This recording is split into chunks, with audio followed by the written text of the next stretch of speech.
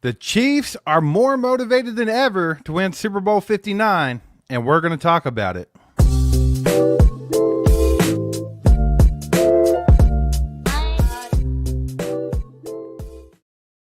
Good morning, Chiefs Kingdom. Welcome in on this beautiful Monday morning, February the 3rd. Mike, it is Super Bowl week officially. It's time to get horned, Chiefs Kingdom. We appreciate you being here. Do us a favor, hit that like button for us. Help us get this out to more people. And while you're doing that, Mike, let them know who's powering the live stream. This live stream is powered by BetUS. Head over to betus.com right now. Check out what they have going on. Use the code YouTube150. Get a 150% deposit match bonus on your first deposit. And then on the next two, you're going to get a 125% deposit match bonus. Those are up to $2,000, so take advantage of all those free plays. The site's easy to use. Plenty of props on there. Go to betus.com. Use promo code YouTube150. Let them know all Chiefed Up sent you their way. Steve, the Chiefs are motivated, and not just the Chiefs. I know Travis Kelce's motivated. I know Andy Reid. I know Patrick Mahomes. I know Chris Jones. They're all motivated. But there's a few special guys on this team that have always wanted to get to this spot, and they haven't been able to get here, and this is their first time. That's Kareem Hunt. That's DeAndre Hopkins. There's plenty more on this team that's not won a championship. Steve, those guys are going to be extra hungry, horned up to go get themselves a ring because, honestly, they deserve it. At least D-Hop, that's a Hall of Fame career right there. He deserves it. He may not get another chance, especially if you don't come back to the Chiefs in the offseason. Kareem Hunt's just one of those, like, I don't know. I don't want to say feel good story, but it's like it's one of those full circle stories where it just bothered him the way that everything played out, and then he finally found his way back to KC, and then now he's got a chance to get that ring, and it's kind of a special thing. Right. Well, as you mentioned, of course, the usuals are Patrick Mahomes, Travis Kelce, Chris Jones, all those guys. They've been there, Mike. A lot of the other team, they've been there. They've tasted it, and they want it. They want it bad. They want to make history. But there are a few guys on here, Mike. Kareem Hunt's a redemption story, right? I mean, it sucked to watch him get kicked off the team and leave because he was just phenomenal his rookie season. And it sucks. But now he's back. He's got a chance to make things right in total. Because right now, I think Kareem Hunt, if things hadn't gone this way, if he hadn't been able to come back to Kansas City and maybe put a ring on that finger, I don't think he would have ever felt complete. It felt like his career was cut short and wronged and everything else, right? So I think it's really cool for him. I think it's exciting for DeAndre Hopkins. I saw a picture of him just staring at the Lamar Hunt trophy, just like just by himself. You know, and it's nice for him to finally be able to cash in on some of the hard work he's put in the league, because he's been one of the best receivers in football for years now. And finally, he's on a team that's competing. So it's very, very cool. And then there's other guys like Hollywood Brown, some others that also haven't had this opportunity. I feel like this season of, I don't want to say ragtag misfits, but look, Kareem Hunt was at a point in his career where he was sitting on the couch and nobody was giving him a shot. Okay? Just nobody was wanting to take a chance on him. DeAndre Hopkins gets traded for peanuts, at the trade deadline, and I don't know how many teams were trying to go get him, but he felt a little disrespected by that. Marquise Hollywood Brown didn't get anything in the offseason, no offers, and then he gets a very team-friendly deal done with Brett Veach, and that's why he ends up here. But then he got injured, so that kind of sucks on his part, but he's back now playing a role. But we've seen all these guys that kind of get glossed over a little bit, and they're coming to KC, and even Juju. This dude couldn't even make the team. Like, they were ready to get rid of this guy. You know what I'm saying? Like, they didn't even want him, and these dudes are winning 3 and 4 games. But yet Juju can come over here and make a pretty good impact in certain weeks, and then a decent impact on most normal games. So it's one of those things where it's like, this is the season that kind of proves that if you want to win a championship and you really want a shot at this, you need to come to the Chiefs. Like, there's no just taking money and going anywhere and thinking you got a shot. You've got one good shot to get it, and it's in Kansas City. Like, Absolutely. I think this year proves it. Yeah, we've not had that luxury. I remember back in the day, it was like players wanted to go where they thought they had a chance to win. That's not really been the case. No. The Chiefs haven't really been able to play that card in free agency and stuff like that. People just don't care. They're chasing the money. It's whatever. But maybe after the Chiefs three-peat this week, Mike, maybe they'll realize So the Chiefs are the desired retirement home. We don't want him to retire. Just come over and help us compete. I mean, it's really nice. Like DeAndre Hopkins is on the back end of his career, and I feel like he's the offensive equivalent of us getting like Carlos Dunlap a couple years ago or Terrell Suggs. It's like these guys that are very good football players that have a little bit of gas left in the tank, still do things great, can be great mentors for guys on the team. Right. Come over and contribute, and actually they really do contribute. I think he had a lot more left in the tank than Terrell Suggs. Well, yeah, I'm not saying they're equal, but I'm just saying How long do it's you that think type of D-Hop thing. could play in this league feasibly and make an impact? Another 2-3 years? Yeah, I think so. I think so easily. I mean, it looks like he's pretty good. It's not like they're overworking him. He's only gets 30 snaps a game. He looks good when he's out there. Mike, you remember he's been nursing an MCL sprain the entire season. Yeah, I was going to say that's one thing that people's kind of forgotten about is the fact that he's had a knee injury he's playing through this entire season, and he's still like into his 30s. Where most people think wide receivers are old. Anytime that you can go on the field and defensive coordinators game plan for you or double team you, you're still relevant. In my opinion. I mean, say when Travis Kelce, people want to be like, oh, he's old, he's slow, blah, blah, blah. If you put him or D-Hop on the field, they have to be accounted for. And that's exactly what's happening here. That's why we've been able to watch Xavier Worthy eat lately. Yeah, I agree. I think Kelce, I'm glad you said Kelce, by the way, because I think he's gonna be a big piece in the Super Bowl because I think he's got a pretty good matchup that he needs to be able to go out and win. And I feel like when D-Hop gets his chances to go 1v1, he's got to win those too. And I believe they're very much still capable of doing that, even into their 30s and into the late part of their career. Both of those guys can still win those one-on-one matchups. And they've both got the hands that if you can just get it anywhere near them, they both just about catch anything thrown their way. They're like a Hoover vacuum cleaner. Willie Gay will toss him across the field if he gets a chance. Sorry, I don't know why I give Willie Gay a stray on a Monday morning. I didn't mean that. I love Willie Gay.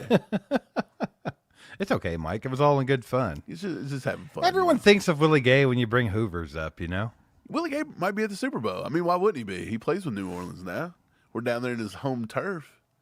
Yeah, I wonder if he's on the same wavelength as Binky, where he's like he wants to see the Chiefs. Well, I'm sure he is. I think so. Right? I don't think Willie Gay's like one of those guys that would have like. Well, I mean, Willie Gay's been a big part of the dynasty. I don't think he's like sour grapes or nothing about it.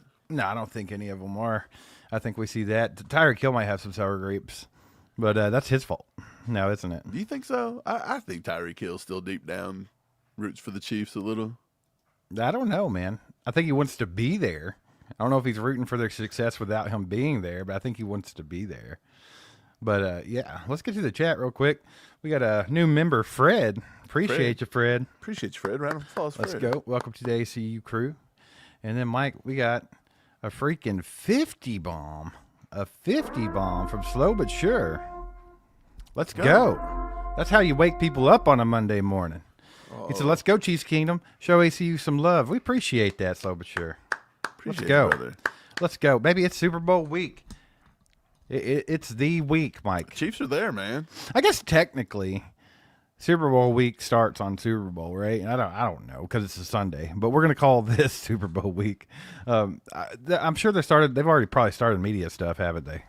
I'm getting ready to figure all this out. I want to see what everything does, like all the media times and stuff, so we can get all this sorted out today. Get it figured out.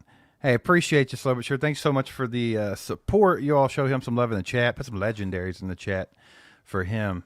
And then we got Chief KT with the 2 bombs. As people talk like our roster ain't shit. They do. We have literally other people that do Chief stuff. Like I got trouble the other day. I guess I was arguing with him on X, but I didn't know I was arguing with him. It was just he went through position by position who was better, the Eagles or the Chiefs. And he literally had the Eagles as better at every position except for quarterback, head coach, and like one other thing. And I can't remember what that was. Tight end. That was it. That's it. That's all he gave us. And I'm like, come on, bro. Like I'll argue cornerbacks with you all day. Of course, they've got Quinyon Mitchell, Cooper DeJean. They got a couple young rookies, and then they've got Darius Slay. But at the same time, Trent McDuffie's better than all of them. So we have the best corner on the field. We got Jalen Watson back. Like I'll argue that one. Okay, I'm sorry, I just will. If Spags played Josh Williams instead of Najee Johnson, I'd go harder at it. But Well, he's not going to do that. So. but no, I'll argue that one. And then also the defensive line. Yes, I understand that they have like a slew of guys, and they might technically get the nod there on defensive line, but we have the best defensive linemen too. Yeah, Jalen Carter, Sweat. But yeah, I'm with you. I mean, I think we still have Chris Jones. Chris Jones is the best defensive lineman out of everybody there, and then I don't think George Karlaftis is a slouch. Well, that's the funny thing. When he was trying to compare the two, he conveniently left George Karlaftis and Charles Omenihu completely off of it. He was just like, "Oh, well, you don't think they're better? Yeah, they got Chris Jones, but they're going to be starting Mike Dana and FAU and who else?" He said Derek Nottie, and I was like, "Well, what about Turk Wharton, George Karlaftis, and Charles Omenihu? How about that? That sounds a little better, doesn't it? Like, what are you trying to do?" And then the receivers. He went on to talk about the receivers, and I would almost argue that one too. I'm sorry, I just would. I know AJ Brown. I don't. I think that the Eagles definitely have better receivers than we have. They have AJ Brown and Devontae Smith. What else they got? They've got AJ Brown, Devontae Smith, Jahan Dotson. I think their top three is a little more potent than our top three. I don't know. It's arguable. It is arguable. Well, Devontae Smith has been in the league for, 4 or 5 years. He's never had under 900 receiving yards. Like, Marquise Brown's never had a 1,000-yard season. I understand, but now isn't Devontae Maybe. He may have had 1,000 barely, but it's just once. Also, Devontae Smith, he's just an older Xavier Worthy, isn't he? He's only been in the league for 4 years, but he's proven. I think Xavier Worthy's a little unproven at this point in comparison to Devontae Smith. That's all I'm trying to say. I would still argue it. Do you think? AJ Brown's obviously the best receiver out of the group? So right there, you get the. But you also have to consider who's throwing him the ball. Maybe so, but they're doing this with Jalen Hurts throwing him the ball. But Devontae Smith his entire a lot more depth there, right? So I think that speaks to the volume of how good the wide receiver is. Yeah. Whatever. Either way, maybe I'm a homer. Maybe that's what it is. You think? I mean, I'll give you defensive line and even corner to a certain degree, but I don't know. I'd still go at it with wide receivers too. I mean, I get that Juju has good weeks here and there, and D-Hop is still serviceable here and there, but I mean, I just don't think you can compare either one of them to Devontae Smith right now in their career. I don't know. I feel like people are a little too horned up on Devontae Smith, but it's just me. I mean, he's got 4 or 5 years of almost 1,000 yards receiving every year. They never have any receivers, bro. It's him and AJ Brown. Just imagine if so he was a number one receiver then. So now you're saying that Travis Kelce's a tight end and he's had better stats than that. So they have 2 number one receivers, but I'm just saying I'm not understanding the argument. I think we have better receivers total. I think if you got to go as a whole, which that's what we wanted to do on every other position, I think we got more depth at receiver, and I think we got more weapons. And that's just my opinion. Okay. Hey, let's just throw tight end in there with it. And then we're good. Quit splitting those up.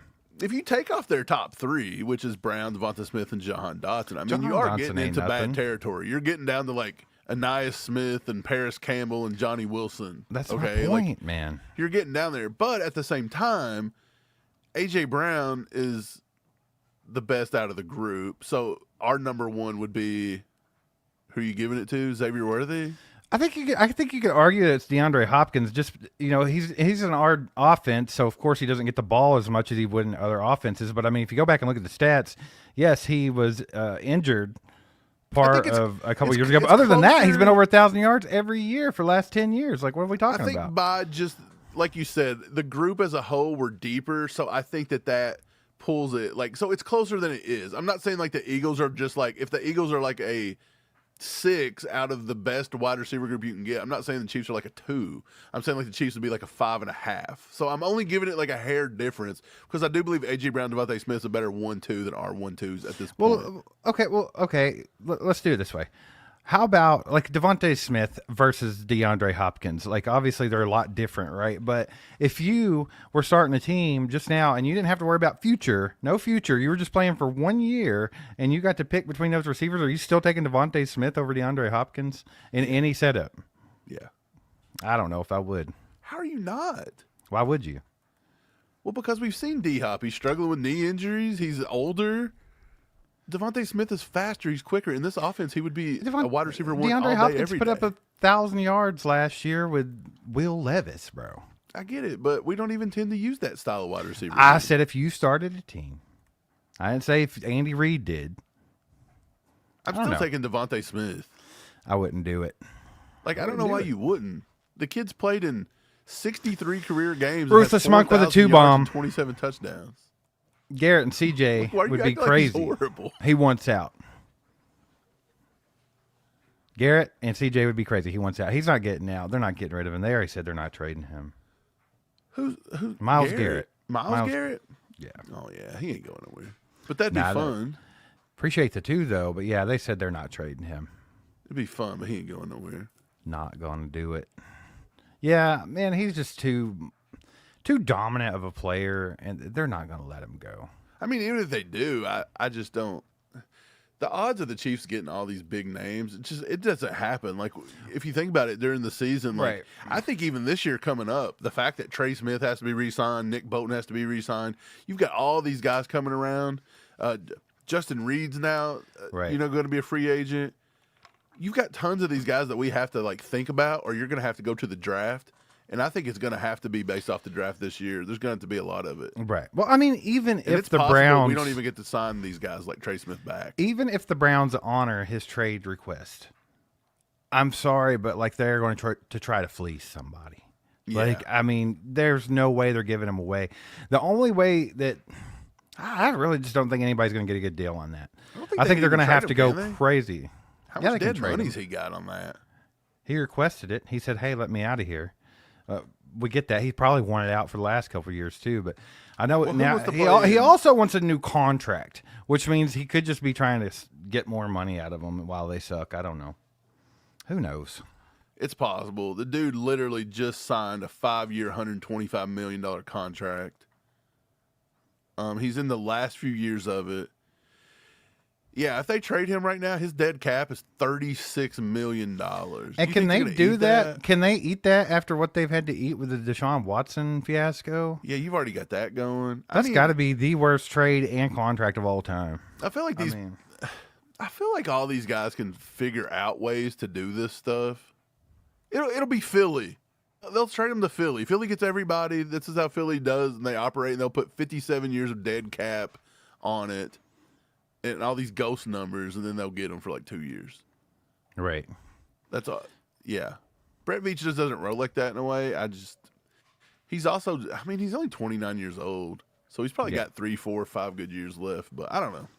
What, like, if it was you, would you entertain it? Would you try to get away to get him in there? You've been really wanting an elite pass rusher on the edge. You've been talking about it for 2 years. So, I mean, here's an opportunity. Oh, I know. But here's an opportunity to get the best one in the league, supposedly. So are you? So what do you give? What do you think the Browns want? 2 first-rounders.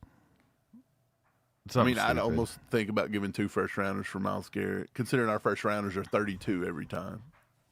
Right, but also you have to pay him on top of that. So it's like that's going to be your lot of different pieces have to fit into that puzzle, right?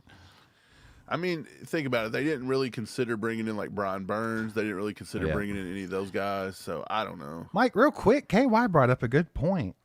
Since we mentioned Deshaun Watson, have we yet to talk about Justin Tucker being the next whacker?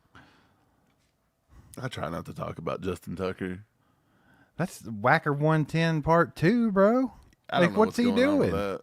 He's out there getting it touched. He's forcing masseuses to touch that wiener. Why is masseuse fondling like the new thing? I don't know. Robert Kraft started a trend, I guess. Like, is it just easy and accessible? Like, you just think you pay money and you go to like the... I don't know. You think these NFL players, they have money to do whatever they want. Why would they do that? I don't even think you would have to do that. Just go. I just think they're so horny that when they get a normal massage, they're just like, hey, I don't know. I really don't know. I find it very hard for even Justin Tucker, as ugly as he is. Like, he literally looks like a walking penis. Yeah. But I would have I don't think there would be any problem with him flaunting around his bank account. He's going to have trouble, like, landing, like, I guess it's Anybody who not- wants to land, whether it's man, woman, or Whatever. masseuse. So, yeah, it just makes no sense. You have to go those shady, weird routes. It is very strange. It's really weird. I mean, you gotta just be hiding stuff, right? Like, I guess he's married and stuff. It is what it is. Well, there's probably 60 massage parlors in Baltimore that he could go to, and not a word would be said. But instead, he's trying to force it, like sports massage therapists into touching his wiener. And it's like, what are you doing, Justin Tucker? Just go to the shady one. Just go to the shady one around the corner. I don't know. Obviously, he's getting his rub and tug from the wrong place. Okay. I don't know. It just seems crazy to me. But anyway, that's enough of that. Season time so they gotta kill time somehow. You think that's why? Do you think that's why his career started declining at a rapid pace? Because there for a while, everybody would argue that he was the best ever and he was better than Harrison Butker, and then all of a sudden, over the last year and a half, it's like Justin Tucker's not that good. Like, what happened? He didn't have no juice left in him. if you had to be a kicker, just about everything. Like, would you rather walk around being Harrison Butker? Or would you rather walk around being Justin Tucker? You're taking Harrison Butker all day. You're taking Butker all day, every day. Like, he's more suave. He looks good in a suit. Like, Justin Tucker literally looks like a lollipop with ears. Nerd alert. Yeah, big time. He is a dork. And remember when he got punked out by Travis Kelce and Patrick Mahomes in the end zone? Yeah. That would never happen to Butker. You know why? A, Butker wouldn't do such a slapnut thing. And B, Butker just smack him, tell him to get back in the kitchen. Dude, if Lamar would have tried that with Butker, he may have stone cold stunned him right there on the goal line. Man, people are horned up in the chat about Myles Garrett asking for a trade. I mean, that's going to be a big thing. I just don't see the Chiefs doing it. Like, does Brett Veach ever make a move like that? In the history of me ever liking the Chiefs, I don't think we've ever went after the biggest guy on the trade block. And if we ever signed, I even remember going back to the days where, like, we would try to sign players. You remember, like, we tried to experiment with, like, Ty Law, or we'd finally go out and spend some money, and every year we would do that, they would eat it. And Brett Veach sort of started that way when he went out and grabbed the linebacker that we all just knew was going to be a huge success. And then paying Juwan Taylor $80 million, that was a huge one. So, track record, I don't know about it. I say we just stick with what works in the game plan, and that's building from the draft and finding these nice little role players for cheap. Just say Spags is still here and they were to get Myles Garrett. How do you think that combo would be? Would he have a lot of fun with him? I mean, would he work in the system? Yeah, exactly. I think he does. I think he is the best possible player to fit the Spag system, right? Yeah, I mean, the only pass rushers that you could really argue are better or as good as Myles Garrett would be T.J. Watt if he could stay healthy, and then Micah Parsons, who doesn't play a Spags type role. He would be like Josh Uche. The Chiefs are not going to go out and pay him, and I'm going to tell you why. They've already paid Chris Jones a crap ton of money, and Chris Jones is dominant. They're going to have to figure out a way to maybe get Turk Wharton back here long term. I think he's deserved it. You may not even be able to get him back. You're coming up on a contract extension for George Karlaftis at some point, and I feel like he's earned the right to stay here. I really do. Mike Dana, they just signed him to a 2 or 3 year deal where they paid him a little bit of money. It wasn't crazy, but enough. You've got Charles Omenihu now working on a bigger contract. Like, do you want to look at him? He's now been here for 2 years. He's been injured. I'm just saying, if you get Myles Garrett, you're gonna if you got Myles Garrett, you're gonna say goodbye to Nick Bolton. You're saying goodbye to Trey Smith. You're saying goodbye to all these contract extensions coming up. Like, Omenihu's gone, Turk Wharton's out the door. Every one of these guys are gone if you bring in Myles Garrett. So you're gonna literally have about 6 rookies playing defense next year with Myles Garrett. And Chris Jones. I mean, you do have Chris Jones and Myles Garrett, but what are you going to do? Right. Mike, I want to bring up Slapnut. I want to bring up Slapnut of the day. Maybe. I don't know if he deserves it or not. But Tom Brady. A lot of people saw a viral video of Tom Brady. And they're claiming that he was saying that the Chiefs owners pay the referees. Have you seen that? Have you seen anything about that? Real? This is real. Here, I'll read you a little story. I thought it was fake. That's the thing. I think people are taking it out of proportion, right? Like the video's real, but I don't think what he said. Oh, Hold I on, just I'll thought read the it to whole you. thing was completely made up. After a video went viral claiming that Tom Brady made serious allegations against the Kansas City Chiefs, several NFL fans quickly refuted the accusations and pointed out that there's no truth to the rumors. On TikTok, a user claimed that Brady has come up with huge accusations against the wife of the Chiefs owner. Right, they're saying he paid millions of dollars to the refs to give the Chiefs an advantage in the AFC Championship game. So yeah, obviously that's Clark a big Hunt's story. wife paid the refs. That yes. So the thing about it is, like you said, it's not real. It's been debunked. There's no way that could be real. It's fake news. It's not real. So No, I'm saying there's no way that could be real. There's no way that Tom Brady could have actually said that. yeah. So like Brady's been critical of the officiating, right? In several in the past and different things, but not necessarily this one. And then even he was a little bit critical about the roughing the passer call and the unnecessary roughness in the Texans game. He was a little critical of that, but he's never came out and said anything remotely close to the Chiefs owners or paying referees. So you can't be slapnutting Tom Brady when he didn't do it. He didn't say that. Isn't it weird that we live in a time doesn't make sense. where people can just put words in your mouth and throw it on? What they do? Did they use TikTok? AI? Is it a real? Was it a real interview? And they're just taking what he said out of context? Have you seen those videos where like Patrick Mahomes will be on the podium just absolutely roasting people because it's AI? Yeah. Was it that? Yeah, I'm pretty sure. I'm pretty positive. Yeah, well, I mean, I'm sure all the haters will, memorialize it and act like it's real. Like, that's how bad we've broken everyone.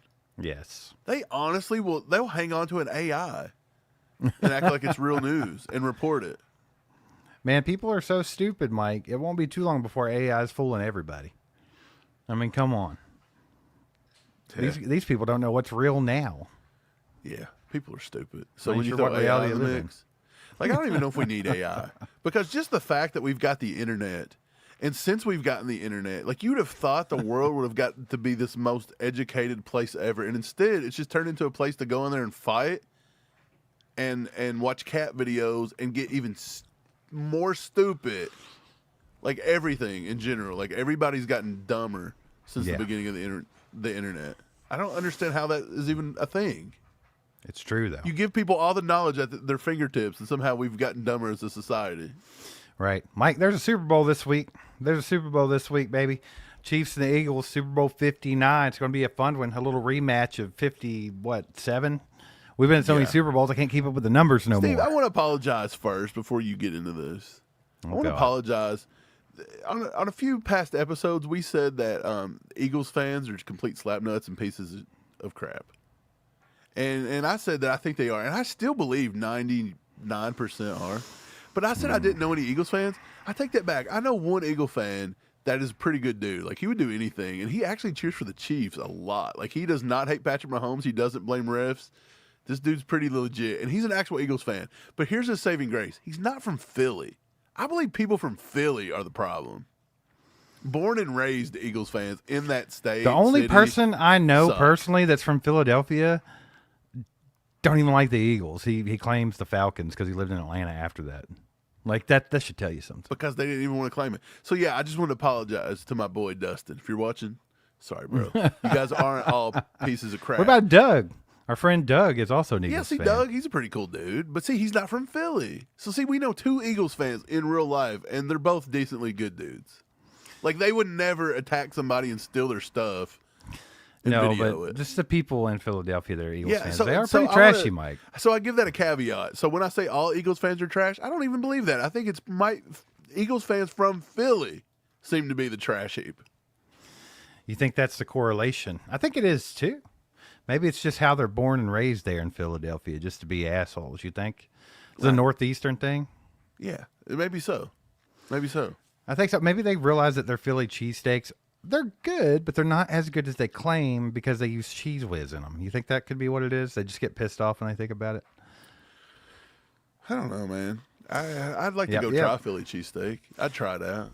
Well, good morning if you're just rolling in here. We were talking about the Chiefs being more motivated than ever to win Super Bowl 59. Talked about a few key guys that have not won a Super Bowl ring. A beat Kareem Hunt, DeAndre Hopkins, and Hollywood Brown.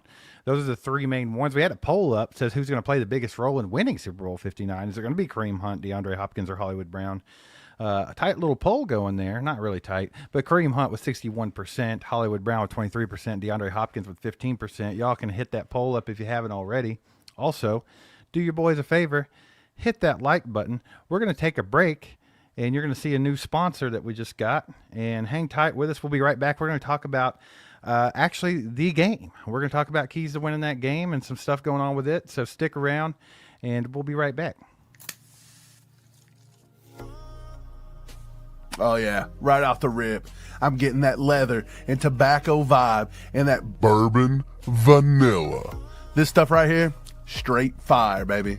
You work hard, you play hard, and we know Chiefs Kingdom cheers hard. And when you do that, it's obvious you work up a little stank. I mean, come on. We're stinky humans who survive on barbecue and Patrick Mahomes highlights. But you don't always want to be at musty level 10. We don't. We're trying to smell nice. And for us, it's this right here, Mando, baby. You wake up, you shower, you start your day, but eventually you start to get a little, ripe. You catch a whiff and you just pray nobody else is offended by your stank bubble. You don't have to walk around smelling like Bigfoot's. Grab yourself some Mando full body deodorant or some Mando whole body deodorant spray. They even have whole body deodorant cream. You have no reason to stink. We absolutely love Mando, and that's why we partnered with them to bring their goodness to you. Look, we're super big into fragrances and colognes, and this stuff smells fantastic.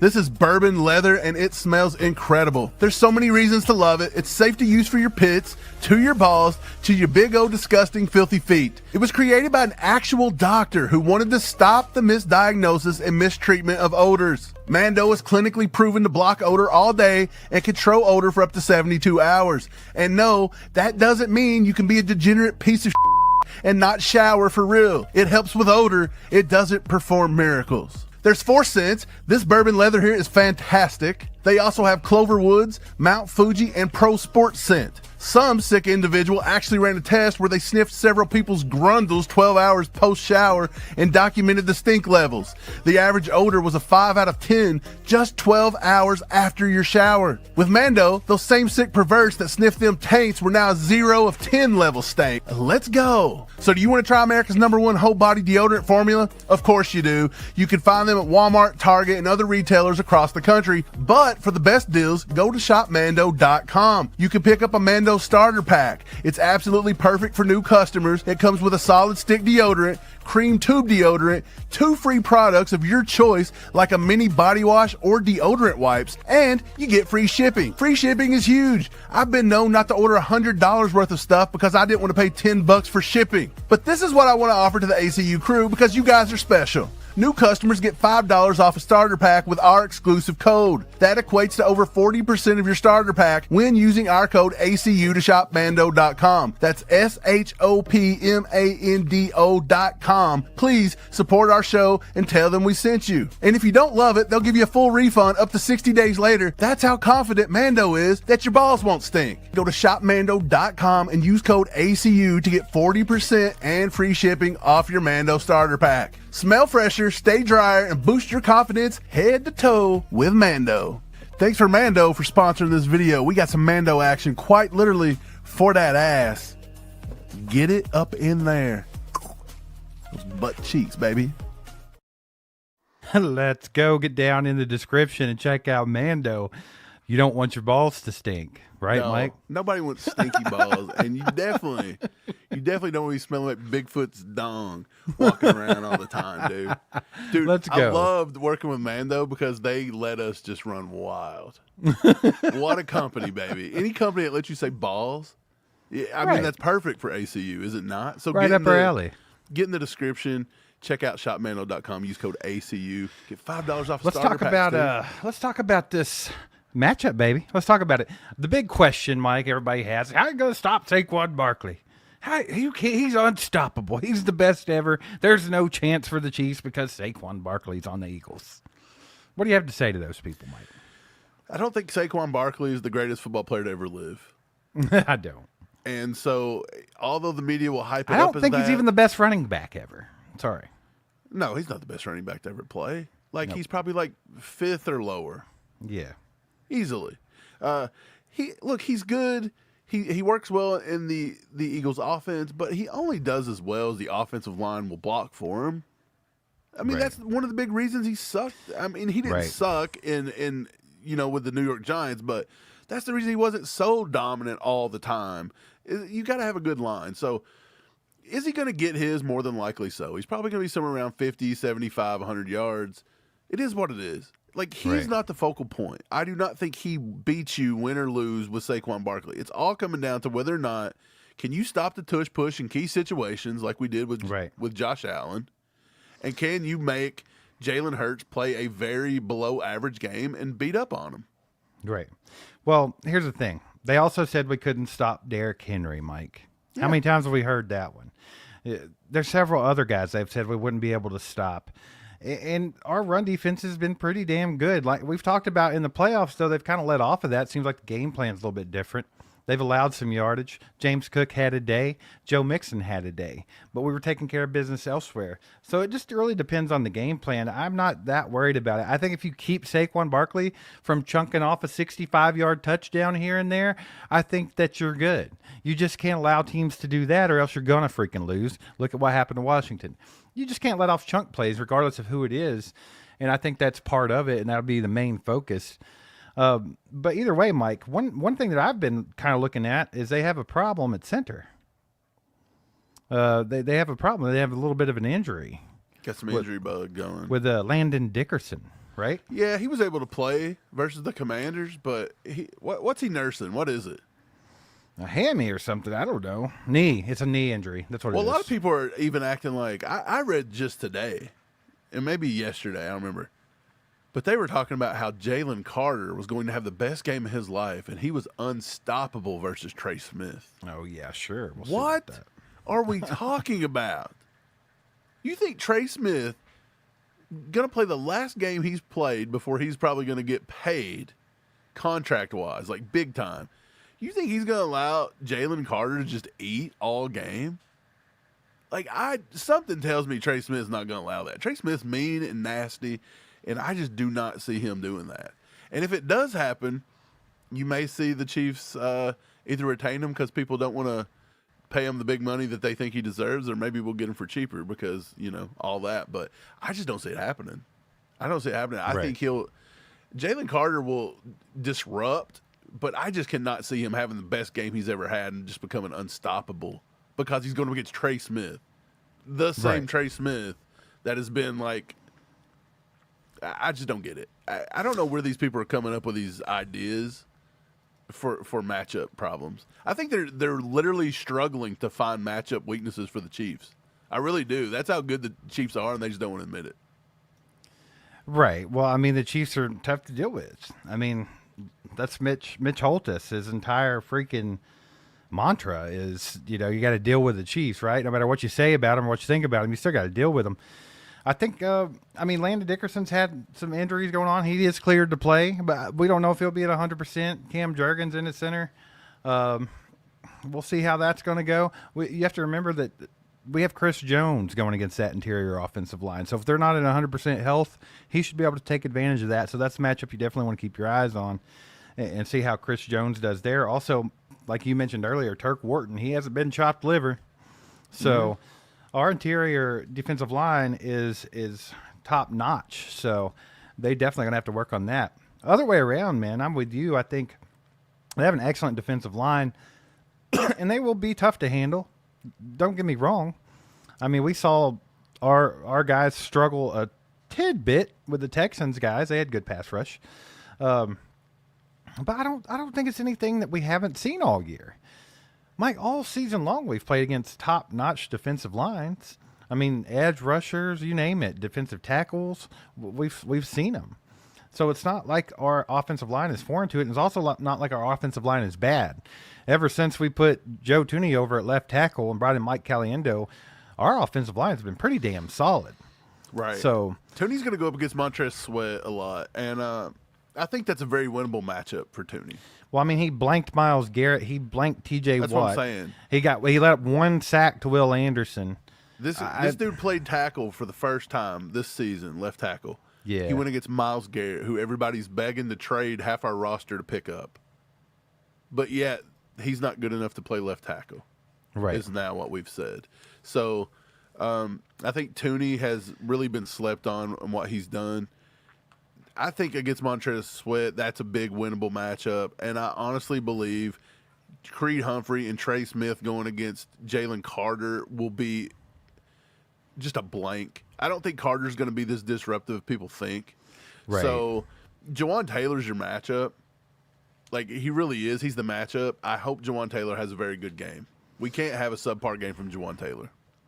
Yeah, Mike, I would say if there's a weakness on their defense, though, and don't get me wrong, they have good linebackers, but I'd say if you had to find a weak point in that defense, that's probably where you would look.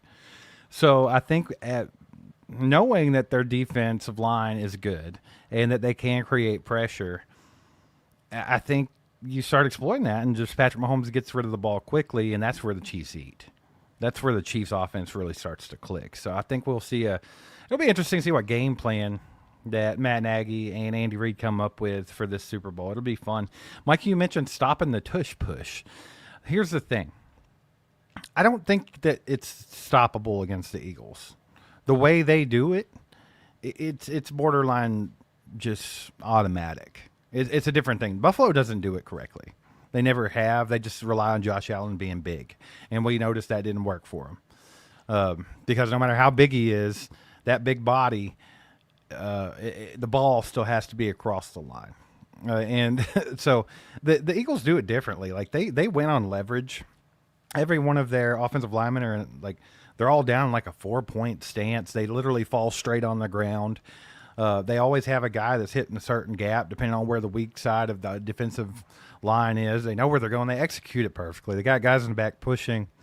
I just don't think you're going to stop it. I think I don't think that's the way you should go into it, saying we got to stop the tush push. I think that is a thought, but I think the way you stop the tush push is do not give them 3rd and short. Do not give them 4th and short. Just don't.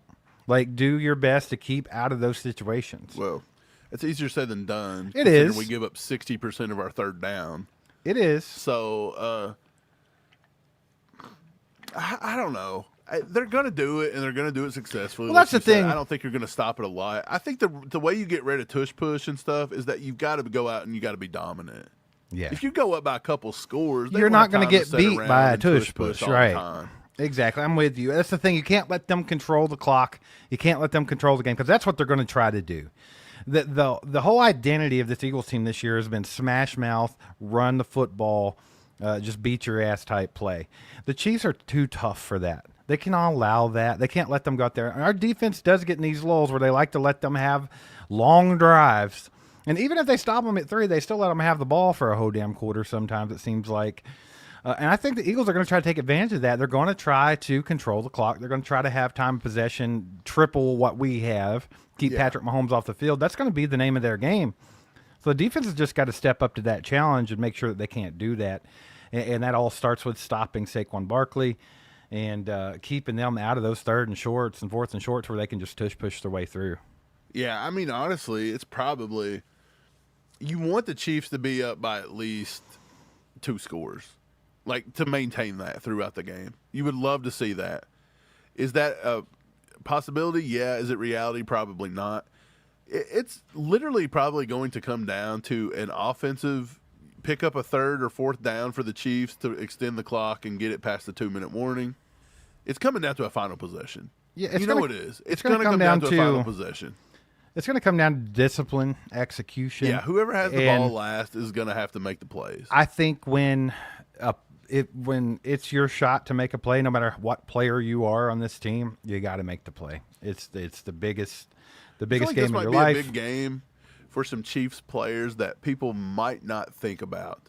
So it could be a very big game for somebody like a Jaden Hicks, who can maybe play more in the box and be able to stop Jalen Hurts getting outside. You know, more like I don't want to say just a complete spy, but somebody that can disrupt 3rd down as well. Because I felt like when we had Jaden Hicks on the field on 3rd downs, we tend to stop more than when he's off the field on 3rd down. Yeah, I agree. Just things like that. I think it's little things, and I think Spags sees it. Yeah. And I think it's time for us to win a turnover battle, right? Like we just had no luck against Buffalo. They fumbled the ball 15 times, but just bounced right back in their hands and stuff like that. But we've got to create some turnovers.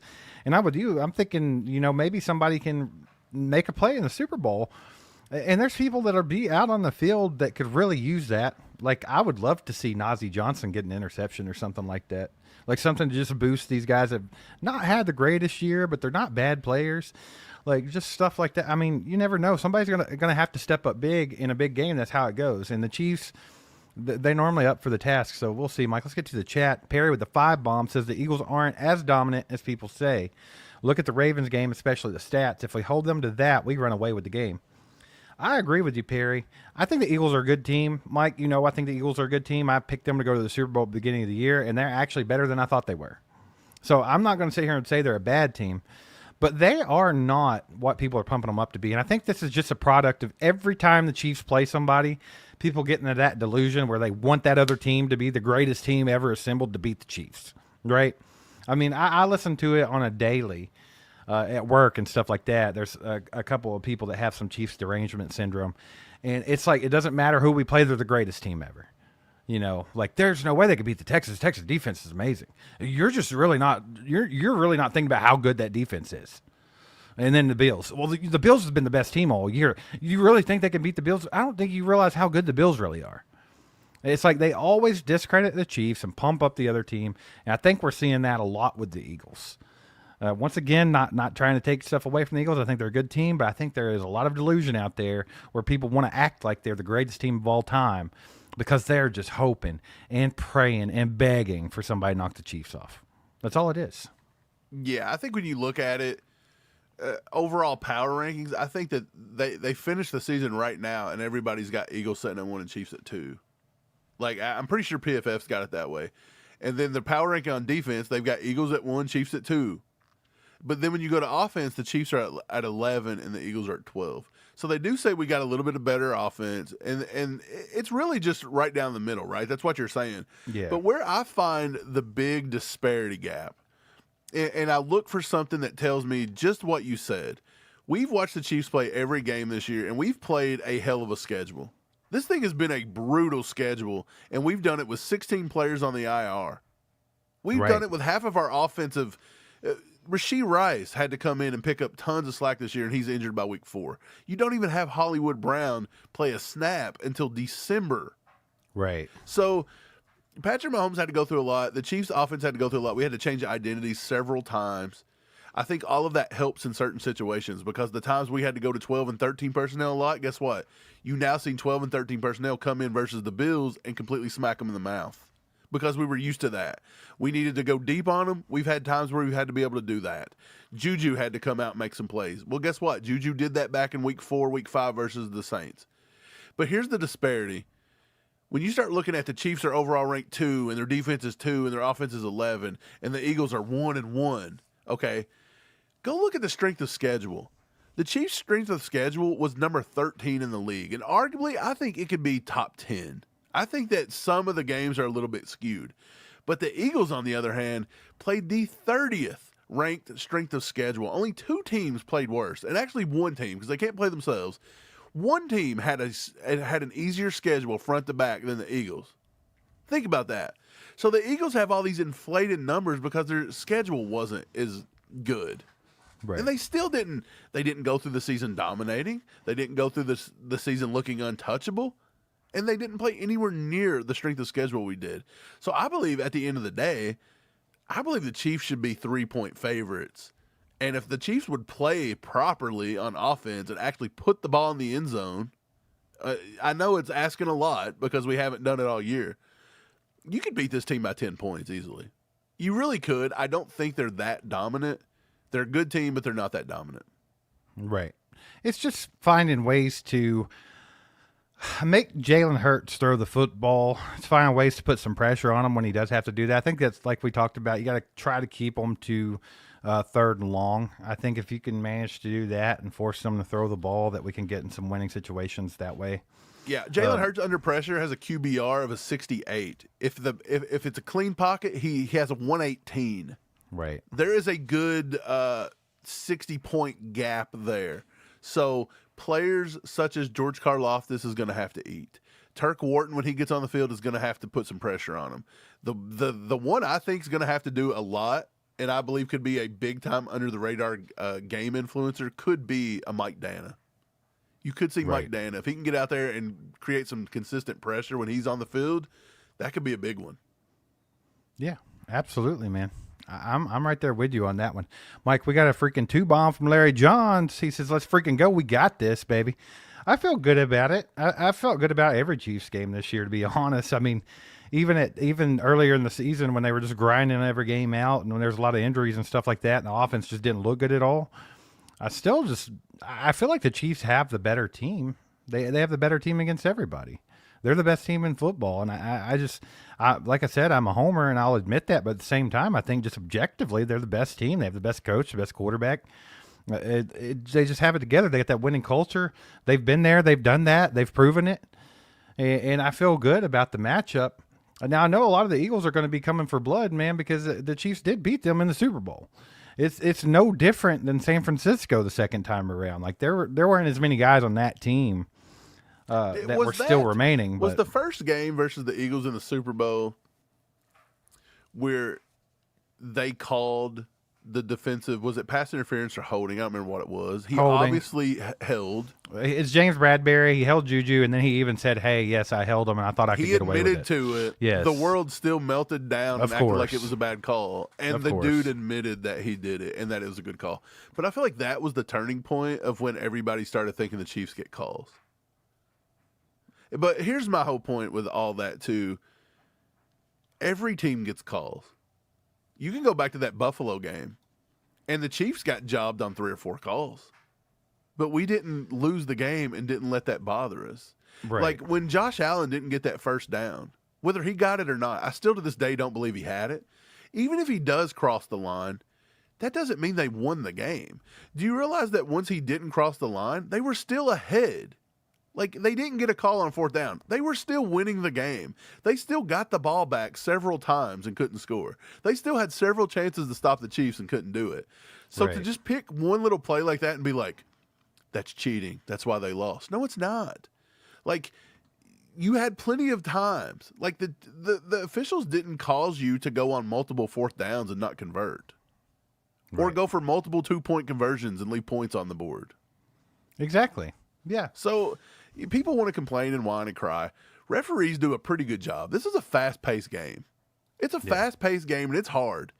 You put 4 guys out there. There's sometimes, like, in my opinion, I'm more critical of referees in a game like basketball, where you've got 3 guys, but you're only watching 10 people at a time. That should be very easy. You've got 22 guys on a football field where you can barely even see half the stuff that's going on. And they get the call right a good 90% of the time. Yeah, I think so too. There's been times, Mike, where we've talked about the referees just being absurd. And there are obvious ones that they miss that are, a little egregious at times.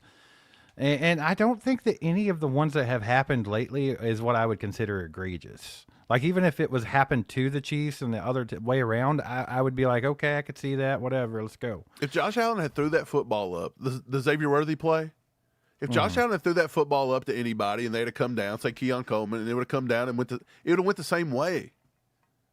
Like, people don't understand the rules of football. Like, that's the what ball it is. was allowed to touch the ground. That's what it is. People just don't understand the rules of football. No, they were literally being like, look, the ball hit the ground. That's incomplete. Well, you don't know the rules. But look, see how that gets going? And then it starts this fire because you've got all social media, but it's all because they just want to harp on the Chiefs. Nobody made a big deal over the fact that Mac Hollins was arm barring Trent McDuffie the whole time that he caught that touchdown. Right. That should have been that wasn't even brought PI, up. And it shouldn't even have counted. But they were going to throw a DPI just to give them the times. All the times. Dude. Nobody talked about when they come across the line too soon, but yet they called Mike Caliendo for a false start. That could have cost us the game, right? Right, yes. Well, here's the thing. It's funny because people do turn a blind eye to the Mac Hollins thing. And let's be honest here, that was the most critical play of that entire game. Yes, because if they had not scored there, the Chiefs damn well could have blew them out. They would have got the ball back with time on the clock, and they would have got the ball back in the second half. It could have very well been 28-10, and the Chiefs coasting that game out. Yeah, and that one play, and like you said, they they didn't. Not only did they not call the OPI, which was apparent, like everyone but saw they had it. already threw a bogus flag on Right. McDuffie for And being then if you go back and you try to watch it arm-barred. from that perspective, and you're like, okay, what did McDuffie do to get DPI? Nothing. Like they were literally almost handing them a touchdown to make sure that it wasn't going to be a blowout. So you want to talk about games being influenced by referees? Yeah. That was a big one. Well, we don't want to talk about that though. Yeah. We don't want to talk about that. Mike, Chris Wright, the freaking legend himself's in the house with the 20 bomb. Let's go, Chris. He says, let's see. Green Bay had 4 turnovers. The Rams had 2 turnovers. Washington had 4 turnovers. Pat is 8-0 versus Vic Fangio. Load the box. Drew can spy Hurts. Trust our cornerbacks and man. And we got a chip on our shoulder as the villains. We got this. Remember, 0 sacks last meetup. Trey versus 98. Chris very much packed a lot of info into that. This is a very, very good comment right here. If you break it down, it kind of tells a story for you. It's a turnover battle. Like, we get it. I think the Rams could have won that game if they hadn't turned the ball over twice. I don't think Washington wins the game even if they don't turn the ball over 4 times. Green Bay could have very well won the game if they didn't turn it over 4 times. But it's the win the turnover battle. And the Chiefs, I mean, we've kind of sucked with that this year, right? Yeah. But you've seen Mahomes get a lot better. Therefore, in that Buffalo game, though, there was a time where he fumbled. He tried to take an RPO, and he fumbled. And yes, he was fighting for his life to hang on to the ball there. He couldn't even spike the ball in the end zone. He couldn't hang on to it. Like, I don't know what. He must have had snot on his fingers for like a quarter. But, yeah, he was struggling to hang on to the football there for a little while. Struggling with it. I don't know if his fingers were numb. I don't know what it was. But, yeah, he was struggling there. But the Pat being 8-0 versus Fangio, that's fine. I'm fine with that one. Like that. I like that. I don't necessarily believe that means anything at the Yeah, end you of have the to day. remember that a lot of those were Fangio with the Denver Broncos too. So, But then he says load the box and spy Hurts. I agree with you. I think we should trust our corners and man a lot more. Spags over the past 2 years, do you remember it was about 2 years ago, Spags started implementing a lot more zone. yeah. Mm-hmm. And just zone. And then over the last few years, it's almost, he runs zone a lot. And I don't know why. Like, I feel like our corners now are set. I feel like Jalen Watson thrives in man versus zone. I feel like McDuffie is probably better in man versus zone. Josh Williams is obviously better in man versus zone. Well, zone's why we give up a lot of third downs. Exactly. I don't know why we tend to do that zone look so much unless that just offers Spags more disguised blitz opportunities. I feel like that's why he likes it. But with an experienced quarterback, they can eat it. You're right. And they have been. That's the thing about it. Like, I don't understand it. You don't understand it. But it's hard to question Steve Spagnuolo. Yeah. It really is. I mean, he's the best defensive coordinator possibly to ever do it. So, I mean, let him do his thing. We'll see what he comes up with for this game. I have full faith that he's going to have I really a good wish he'd defensive get rid game of plan. the zone. Get rid of that zone, though. Just get rid of it, Spags. If We you're love watching, you. You're the please greatest. stop But it. hey, let's not do that. With Let's the not do zone. that zone no more. It was almost as cringe as watching defensive ends go out and cover slot receivers and stuff. Like, that is so, like, bad. When I see them convert an easy third down and I look out and it's like Mike Dannon coverage.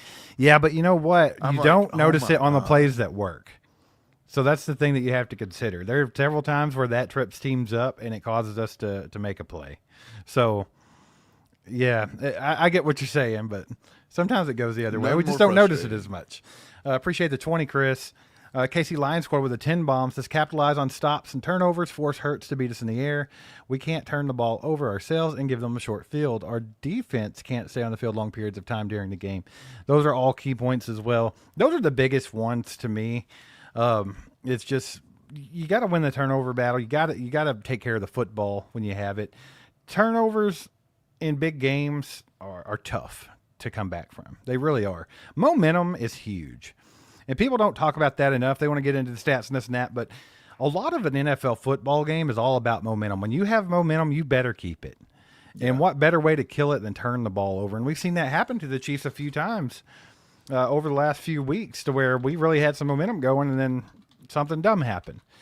I think you got to take care of the football. And, you can't let them stay on the field forever. That's all there is to it. Yeah, I agree. Turnover battle's always big. I mean, that's big. Any football game, what can you say? You got to win the turnover battle. You got to control the line of scrimmage. The big uglies have to win. You know what I mean? Like, there's several things, and it all applies this time too. The intricacies are going to be, what do you want to give up? Do you want to give up more Jalen Hurts stuff? Do you want to give up more, Saquon Barkley stuff? What do you want to do? Because the Eagles are a good team. They will get yardage. Like, I firmly do not believe our defense is going to come out and shut them out. Right. Like, I just don't see it. But our defense is good to keep them under 24 points. Yep. And so, how about our offense just put points on the board and this just all be done? If the offense scores 30 plus, we probably win this game 90% of the time. 100%, man. In the chat, shout out Pet Bobcat. He says we have to win on special teams. That's where momentum comes from, out of nowhere. I totally agree with that, and I think that some big returns, Mike, you mentioned that in the last Eagles game with Kadarius Toney on the punt return, and some other games, and then you saw Nico pull off the returns the other day against Buffalo. I think that you can definitely get some momentum from that, and I think they are a big part of the game that we don't talk about enough. But I think that, man, maybe Nico could be a low-key Super Bowl hero, you think? He's had a big return in probably every game he's played. Dude, the kid's electric returning the football. He sees the field well, and he makes things happen. He's got to protect that football, though. He don't have to have huge ones either. I mean, I'm saying if he can catch the ball inside like the 10 and just advance it to the 40-ish, like he's just got to get 25, 30 yards. Just get us 10 yards better than what we should get. And I think at the end of the day, Patrick Mahomes would capitalize on that. Yeah, for sure. Jay Freezy says, shut down Barkley and bait Hurts. What do you think, Mike? Think that's what we should do? I mean, Hurts may bait, Go away, baiting. Damn it. I really do think that's the name of the game, though. Just keep Barkley in check. Don't let him chunk off you huge want Jalen plays. Hurts throwing the football. If Absolutely. Jalen Hurts beats you, it needs to be with his arm. And if he does it, at the end of the day, you say, hey, good game. You guys earned that Good one. job, Jalen Hurts. But other than that, I want him to prove it. Yeah, I'm right there with you, though. I think the Chiefs just need to put a lot of points on the board. And we're going to deep dive way more into this. We have all week, so there'll be a lot of content. We'll give you keys to the game that we think that you need to watch, certain matchups, things like that. We'll get to the predictions at the end of the week and all that fun stuff. So definitely stick around for that content this week. P. Water with the 2 bomb says B+ or A-, we win. Philadelphia needs an A++ to win, in my opinion. Let's freaking go. I think that's the truth. Also, P. Water, I think the Chiefs are the best team here. I think that the Eagles have to play their A game and the Chiefs have to play bad for them to win. I think if the Chiefs come out and just play an A game, it should be a win. Like, no doubt about it. But it all goes along with all the little things that we've talked about today. It's just execution.